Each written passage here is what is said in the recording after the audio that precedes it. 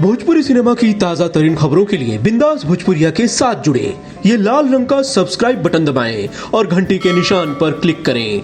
बिंदास भोजपुरिया को सब्सक्राइब करना बिल्कुल फ्री है, मतलब सारी खबरें मुफ्त में पाएं। नमस्ते नमस्ते नमस्ते। देव जी, आपने फिल्में बनाई, बड़ा धमाका हुआ, कुछ बवाल हुआ, कुछ कामयाबी मिली। एक बार फिर से आप नजर आएंगे अपने काम के जरिए, क्या नया प्रोजेक्ट है देव का? अभी मेरी हालिया रिलीज फिल्म नागदेव रिलीज हुई, बड़ा अच्छा प्रतिसाद मिला, लोगों को अच्छे से मनोरंजन हुआ।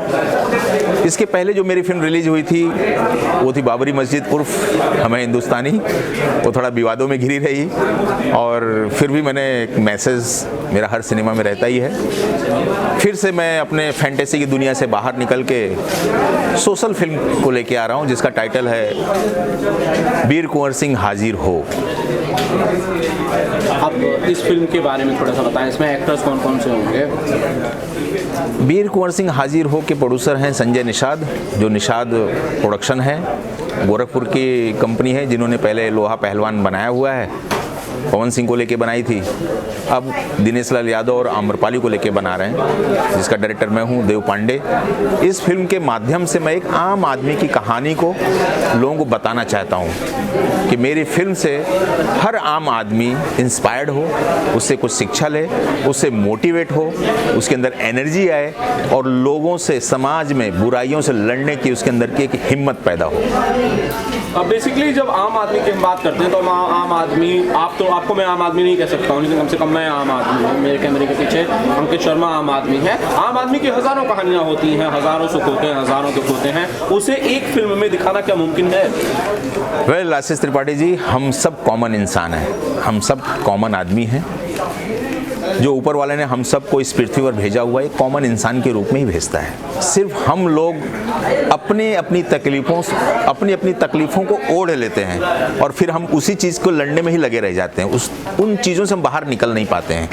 लेकिन जो मेरी फिल्म है वीर कुंवर सिंह हाजिर हो, वो एक कॉमन इंसान की कहानी है, स्पेशली उन भोजपुरिया लोगों की कहानी है जो भोजपुरिया लोग कलकत्ता, दिल्ली या बॉम्बे की तरफ जब अपनी नौकरी और जीवन यापन करने के लिए जाते हैं तो उनके सामने बहुत सारी समस्याएं आती हैं, क्योंकि वहाँ के लोग भोजपुरिया को एक्सेप्ट नहीं कर पाते हैं। उन्हें बिहारी के नाम से पुकारा जाता है, या भैये के नाम से पुकारा जाता है, या दूसरे शब्दों से लोग उनको पुकारते हैं। तो मेरा जो कॉमन इंसान है वो घर से लेके नौकरी करने तक शहरों में इन तकलीफ़ों से गुजरने के बाद जब उसे अपने गाँव की याद आती है कि मैं अपने गाँव चले जाऊँ और मैं वहाँ अपनी ज़मीन पर खेती करके अपना सुखी जीवन जीऊँ, लेकिन जब वो अपने गाँव पहुँचता है तब उसे पता चलता है कि हम खुद अपने घरों में विदेशी हो गए हैं, क्योंकि हमारी उसकी ज़मीन खुद एक भूमाफिया ने कब्जा कर लिया, जो उसकी अपनी पुश्तैनी ज़मीन है। जब वो अपने पेपरों को और कागज़ों को ढूंढने की कोशिश करता है तो पता चलता है वो कागज़ को चूहे खा गए।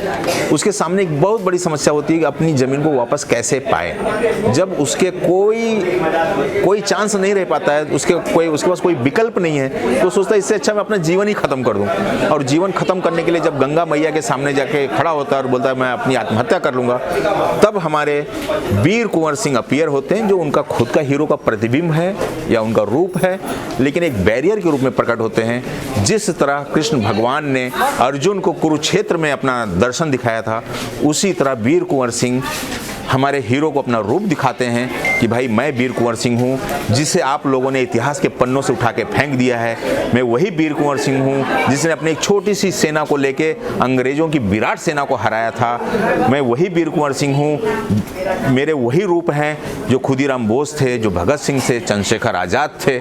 मैं भोजपुरिया हमारे देश का प्रथम राष्ट्रपति डॉक्टर राजेंद्र प्रसाद, वो भी भोजपुरिया थे। इन भोजपुरिया से या बिहारी सबसे क्यों तुम परेशान हो, क्यों अपनी लड़ाई हार मान रहे हो? मैं तेरे साथ साथ हूँ, तू अपनी लड़ाई लड़, आगे बढ़ और इस देश के समाज के लोगों से उसी भाषा में बात कर जिस भाषा में ये तेरे साथ व्यवहार कर रहे हैं। तो वीर कुंवर सिंह एक मोटिवेट करते हैं कॉमन आदमी को, उसके अंदर एक एनर्जी पैदा करते हैं और वो फिर से अपनी सारी चीज़ों को हासिल कर लेता है। इसमें मैंने अपनी कानून व्यवस्था को भी दिखाया हूँ कि एक मरे हुए इंसान को कैसे हमारी अदालत बोलती है कि वीर कुंवर सिंह को हाजिर करो, इसलिए उसका टाइटल है वीर कुंवर सिंह हाजिर हो। अब बेसिकली कब तक ये फिल्म शुरू होगी देव पांडे जी, और कब तक आ सकती है? इसकी स्क्रिप्ट रेडी है, म्यूजिक पे काम चल रहा है। दिनेश लाल यादव जी हीरो हैं, जो हमारे बहुत व्यस्तम जुबली स्टार हैं, अब उनकी डेट मार्च अप्रैल में मिल जाए तो हम इसे गोरखपुर में शूट करेंगे। और जब बात होती है भेदभाव की, जब बात होती है भाषा या क्षेत्र के आधार पर भेदभाव की, कभी देव पांडे को ऐसी किसी स्थिति का सामना करना पड़ा मुंबई में? मैं जब से बॉम्बे में आया हूँ और मुझे केमिकल इंजीनियरिंग करते समय एक रैगिंग जो शब्द है हमारे समाज में, मेरा एक भैया के रूप में रैगिंग हुई है। और मैं आज वाकया बता देना चाहूँगा। आशीष जी, जब मैं हॉस्टल में रहता था इंजीनियरिंग के, तो मेरे सीनियर लोग एक दिन सुबह सुबह आए और बोले उठो, और मैं कुर्ते पैजामे में था, मैं उठा, बोला क्या बनना चाहते हो? बोला मैं इंजीनियरिंग में एडमिशन लिया तो इंजीनियर बनूंगा। इंजीनियरिंग करके क्या कर लोगे? बोला विदेश जाऊंगा, कमाने जाऊंगा, जैसे हमारे पुश्तैनी लोग विदेश गए हैं नौकरी करने।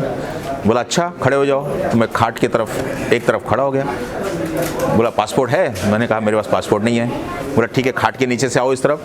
तो मैं खाट के नीचे से जाके उस तरफ आ गया। बोला पासपोर्ट दिखाओ। मैंने कहा मेरे पास नहीं है। बोला वापस जाओ। मैं वापस खाट के नीचे से जाके उस तरफ फिर से हुआ। तो इस तरह मेरी रैगिंग हुई थी। इसलिए रैगिंग हुई थी क्योंकि मैं उत्तर प्रदेश से था।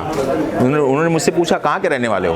बोला ठीक है, मैं अब तुम्हारी भाषा में बताऊँगा, मैं उल्टा प्रदेश से हूँ। आपने मुझे उल्टा किया है, मैं भी आपको उल्टा कर सकता हूँ। मेरी इस चीज़ को देखो लोग बड़े खुश हुए, बोले आज से तू हमारे साथ घूमेगा, चल।